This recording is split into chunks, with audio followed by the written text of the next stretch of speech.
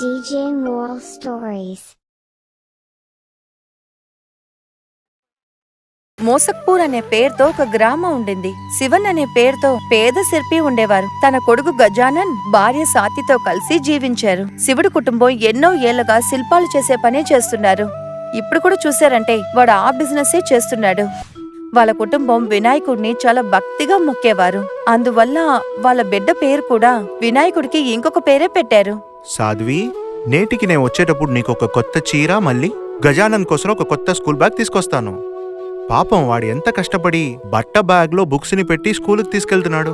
అరే, మీరెందుకు అంత సంతోషపడుతున్నారు? లాటరీ కొట్టినట్టు సంతోషపడుతున్నారు? దానికైనా ఒక పెద్ద విషయం జరిగి ఉంది సాధ్వి. మన పూర్వీకులు మున్షీ దగ్గర పొలాన్ని తనక పెట్టి ఉన్నారు కదా. ఈ రోజు చివరి డ్యూని కట్టేసి నేను ఆ పొలాన్ని తీసుకుంటాను. 200 ఏకర్లు ఉండే ఆ పొలం మనకు సొంతం అయిపోతుంది. దానికన్నా పెద్ద విషయం, మా తాతగారు చేయితో చేసిన ఆ వినాయకుడు బొమ్మనే నేను దాన్ని ఇంటికి తీసుకురాబోతున్నాను. అది మన పూర్వీకులు పెట్టుకుని ఉన్నారు. మళ్ళీ అది మనకు సొంతం అవబోతుంది. ఇకపై మన జీవితం సంతోషంగా ఉంటుంది. అంతా దేవుడు ఆశీస్సులండి. దేవుడా, అంతా మంచిగా జరగాలి. శివ మున్షీ ఇంటికి వెళ్ళడానికి బయలుదేరారు. శివాని చూసిన వెంటనే మున్షీ పనివాడికి కోపం వచ్చింది. వాడు కోపంగా మున్షీని చూసి చెప్పాడు, యజమాని గారు, వాడు వచ్చేసాడు చూడండి. ఇప్పుడు మన పొలాన్ని ఇవ్వాల్సింది ఉంటుందే, ఏం చేయబోతున్నారు? ప్రతిదీ ఇలా చెప్తున్నావే, నీ నాలిక కుళ్ళిపోతుందిరా. నేను వాడికి పొలం వదిలిపెట్టను. రారా శివ, రా. అంతలోపలికి వచ్చావా? డబ్బు తీసుకొచ్చావా? సరే, నీ పొలాన్ని నువ్వు తిరిగి తీసుకో. ఇందువల్ల నాకు భారం తగ్గుతుంది. శివ, యజమాని దగ్గర డబ్బులు ఇచ్చేయి, పొలాన్ని మళ్ళీ తీసుకెళ్ళు. 5,000 రూపాయలు ఇవ్వు. కానీ నేను మీ దగ్గర 3,000 ఇయ్యాలి కదా. అరేరే, ఏంటి లాలా, లెక్క బాగా అర్థమయ్యేటట్టు చేయి శివాకి. నేటికి శివ కదా, అంతే. లాలా అబద్ధపు లెక్కలే చెప్పాడు. ఎందుకంటే వాళ్ళకి ముందే తెలుసు శివ కష్టపడి 3,000 తెచ్చుంటాడని. అప్పు పూర్తిగా వాడు తిరిగి ఇవ్వలేడని బాగా తెలుసు. అప్పుడు శివ వాళ్ళతో మాట్లాడుతూ ఉన్నాడు. నాకు అప్పుడే తెలుసు మున్షీ సార్, ఒక్కొక్కసారి లాగా నేను తప్పుగా లెక్క చూశానేమో. దానికే చాలా డబ్బులు తెచ్చాను.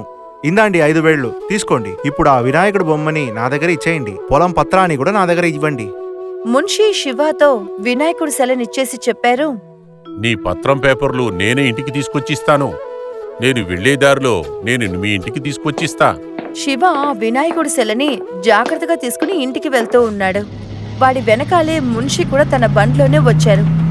లాలా, చాలా స్పీడ్గా బండి తోలి వాణ్ణి లేపేయి. వినాయకుడితో గుద్ది వాణ్ణి లేపేసేయి. ఈ మున్సిప్ దగ్గర నుంచి ఆ పొలాన్ని తిరిగి తీసుకుంటాం వాడి తరం కాదని తెలీదు. ఆయన చెప్పినట్టే జరిగింది. మున్షి తన బండితో శివాని గుద్దేశారు. శివ చనిపోవడం చూసిన వెంటనే సాత్వి చెప్పింది, ఈయనకి విఘ్నేశ్వర శల మూలంగానే ఇలా జరిగింది.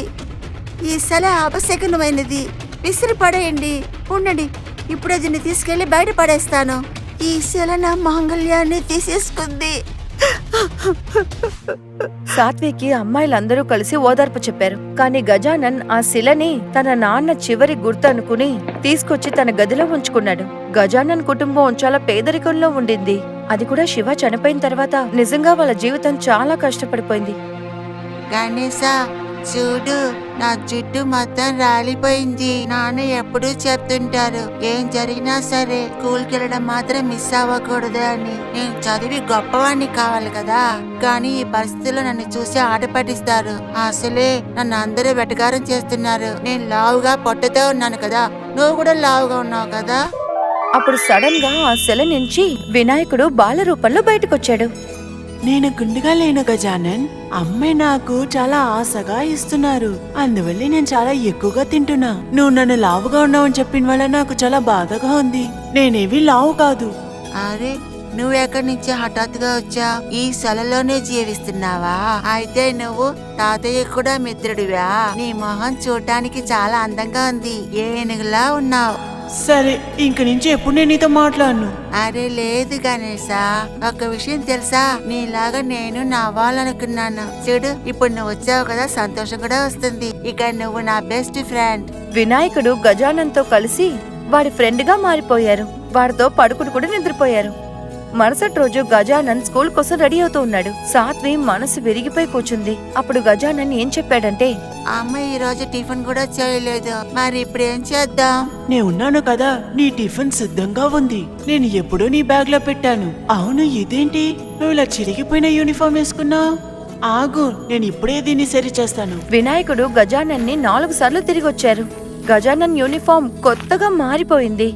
అరే మ్యాజిక్ నా! రా, మన ఎప్పుడు స్కూల్కి వెళ్దాం. వినాయకుడు గజానన్ కి ఎన్నో పలహారాలన్నీ ఇచ్చి స్కూల్కి తీసుకువెళ్లారు.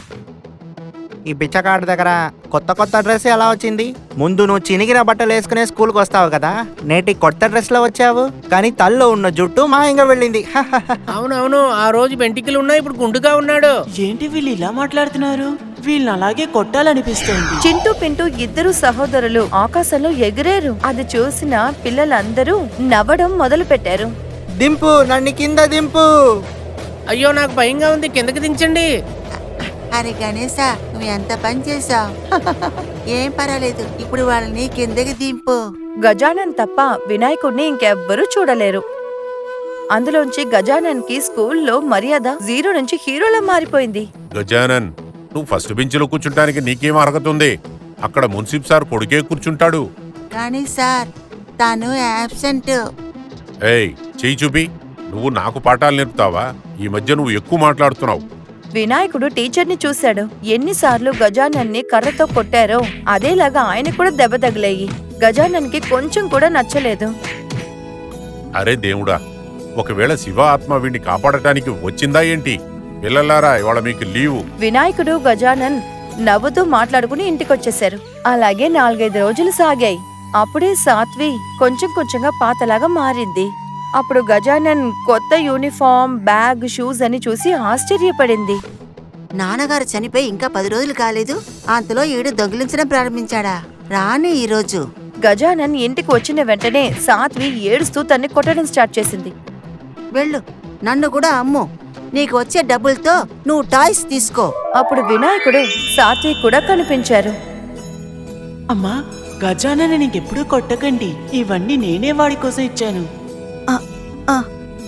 మీరు దేవుడి విఘ్నేశ్వరుడా? మీరు ఇక్కడ? కైలాసంలో అమ్మ లేరు. ఆవిడ అమ్మగారింటికి వెళ్ళారు. నాకు అక్కడ ఉండడానికి నచ్చలేదు. నాన్నగారు రోజంతా ధ్యానంలోనే ఉంటారు. అందువల్లే నన్ను ఇలాగా భూమికి పంపారు. నేరుగా నేను మీ ఇంటికి వచ్చాను. ఇంకా మీ అందరినీ కలిశాను.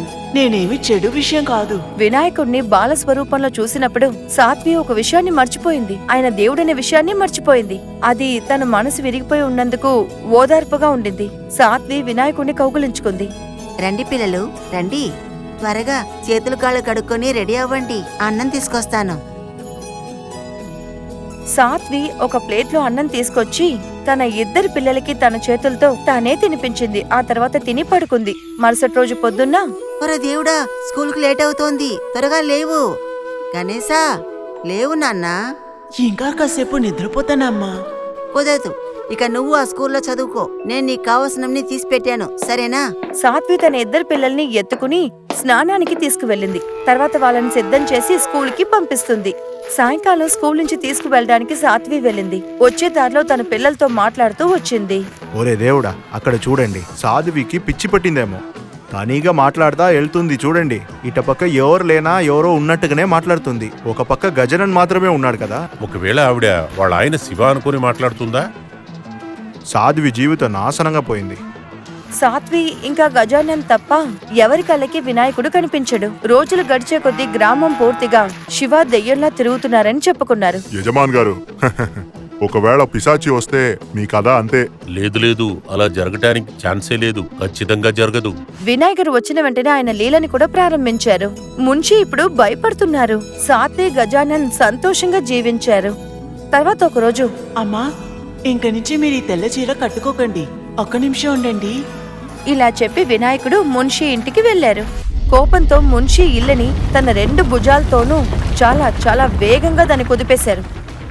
మూషక్ మహారాజా, నువ్వు వెంటనే మీ స్నేహితులతో అక్కడికెళ్ళు. ఆ పాపాత్ముడు పంచుని తీసుకురా. మీరు చెప్పినట్టే చేస్తా. మున్షి ఇంటికి వెనుక అన్ని చోట్ల నుంచి ఎలుకలు వచ్చి చేరాయి. కొన్ని ఎలుకలు తన ముఖ్యమైన ఫైల్స్ ని కొరికేశాయి. కొన్ని ఎలుకలు ఆయన చిటుకునేలు కొరికేశాయి. ఇంకొన్ని ఎలుకలు తన లుంగిని కొరికి లాగేశాయి. ఇంకొక ఎలుక శివ ల్యాండ్ డాక్యుమెంట్ ని తీసి వినాయకుడికి ఇచ్చేసింది. అయ్యయ్యో ఇదేంటి నా చేతిలో ఉన్నదంతా పోయిందే. ఇద్దరూ పంచే లేకుండా గ్రామం చుట్టూ పరిగెట్టారు. తన బండి తానుగానే స్టార్ట్ అయ్యింది. ఆ బండి పరిగెత్తే వాళ్ళని వెంబటించుకుంటూ వచ్చింది. అయ్యయ్యో ఆ శివ ఆత్మ మనల్ని ఊరికే వదిలిపెట్టదనుకుంటా తొందరగా పరిగెత్తరా. హఠాత్తుగా లాలా మున్షి గాల్లో ఎగిరేశారు. ఒకసారి శివ కూడా అలాగే ఎగిరాడు. గ్రామ ప్రజలందరూ ఒకటైపోయారు. ప్రాణాలకి భయపడిన మున్షి చేతులెత్తి మొక్కి సాధ్వితో క్షమాపణ అడిగాడు. నీకు సిగ్గుగా లేదా మున్షి? నీకు ఇంత పాపం చేశాక ఇప్పుడే బుద్ధొచ్చిందా? సరే, నువ్వు చేసిన తప్పులంతా నేను క్షమించాను. నీ జీవితాన్ని తిరిగిచ్చాను. నీ తప్పుని తెలుసుకుని బుద్ధిగా ఉండు. వినాయకుడు సాధ్వితో వాళ్ళింటికి వెళ్ళిపోయాడు. కానీ గుమ్మంలో అమ్మ పార్వతి ఇంకా శివుడు వాళ్ళ బిడ్డని తీసుకువెళ్ళడానికి స్వయంగా వచ్చేశారు. బాబు గణేష, రా బాబు, నేను నిన్ను తీసుకెళ్ళడానికే వచ్చాను. నిన్ను పూజించే వాళ్ళకి కరుణ సంపాదన ఇచ్చావు. ఇప్పుడు ఇంటికి రా. అది విన్న వెంటనే వినాయకుడు పెద్ద పెద్ద ఏడుపులు పెట్టేశారు. దాంతోపాటు సాత్వి కూడా చాలా బాధపడింది. ఏడవద్దు సర్ఫీ, నేను మళ్ళీ వస్తాను కదా. నవరాత్రిలో ఈ చిన్న పిల్లవాడిని మళ్ళీ తీసుకొస్తాను. ఇప్పుడు మేమందరం నీకు మిత్రులు అయిపోయాం గజానన్. ఇంకా ఎప్పుడూ ఎవరు నిన్ను విసిగించరు గజానన్. ఒకవేళ నీ ఎవరైనా విసిగిస్తే వినాయకుడా కాపాడు అలాగని నన్ను పిలిస్తే మరుక్షణమే నేను ముందొచ్చి నుంచుంటాను. నిన్ను కాపాడతాను. ఇప్పుడు వెళ్ళు, ఇంటి లోపల ఉన్న మీ నాన్నగారిని పిలు. నిద్రపోయి లేచి ఉంటారు. కానీ ఆయన ఈ ప్రపంచంలోనే లేరు కదా. అప్పుడు హఠాత్తుగా వెనక నుంచి శివుడు గొంతు వినిపించింది. సాధ్వి, నువ్వు నన్ను లేపలేదు కదా. చాలా లేట్ అయిందమ్మా. నే 10 రోజులుగా నిద్రపోయినట్టే ఉందమ్మా. వినాయకుడు లీలలో ఎవ్వరికీ అర్థం కాదు. శివుడు కూడా ప్రాణాలతో వచ్చేశారు. ఆయన కుటుంబం మళ్ళీ సంతోషంగా ఉండింది. నేను వెళ్ళొస్తాను స్నేహితుడా.